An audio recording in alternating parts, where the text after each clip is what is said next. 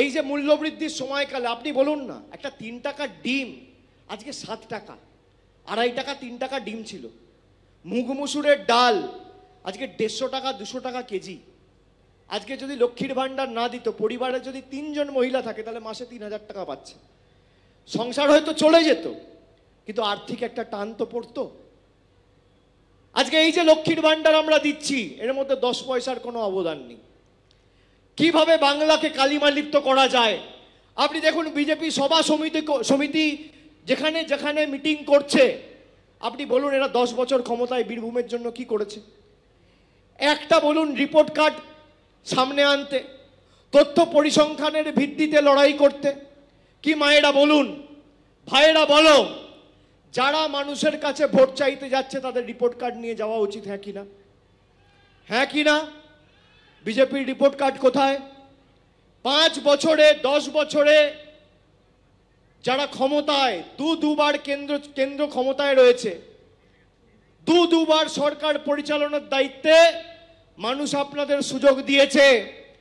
বীরভূমে 2000 বুথের মধ্যে একটা বুথে যদি বিজেপির কোনো নেতা একটা যুবক যুবতীর হাতে কর্মসংস্থানের নিয়োগপত্র তুলে দেয়, বা একটা গ্রামে একটা রাস্তার জন্য 10 পয়সা কেন্দ্র থেকে নিয়ে আসে, আপনি আমাকে দেখান, আমি মানুষের কাছে তৃণমূলের হয়ে ভোট চাইতে যাব না। একটা মিটিং করেছে, একটা মানুষের জনকল্যাণের স্বার্থে একটা পর্যালোচনা বৈঠক করেছে বিজেপির কোনো কেন্দ্রীয় নেতা, একটা বীরভূমের বুথে যদি আপনি আমাকে দেখাতে পারেন, আমি মানুষের কাছে তৃণমূলের হয়ে ভোট চাইতে যাব না। 10 বছরে একটা মিটিং। এরা খালি মিথ্যে কথা। আমি আপনাদের বলছি মায়েরা, আপনারা কানে শুনে বিশ্বাস করবেন না, চোখে দেখে বিশ্বাস করবেন।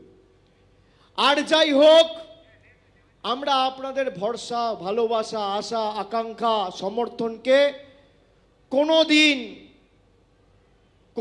দিন যতদিন আমরা বেঁচে আছি এর মর্যাদা আমরা রাখব।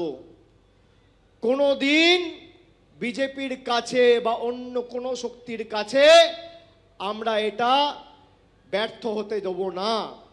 আমরা এটা কারোকে নষ্ট করতে দেব না। আমি আপনাদের বলছি, 13ই মে আপনার পরিবারের যারা আছে, যারা আজকে এই সভায় এসছেন, আমি যেই কথাগুলো বললাম প্রত্যেকের পায়ে হাত দিয়ে আমি যদি ব্যক্তিগতভাবে প্রণাম করতে পারতাম, আমার থেকে বেশি খুশি কেউ হতো না।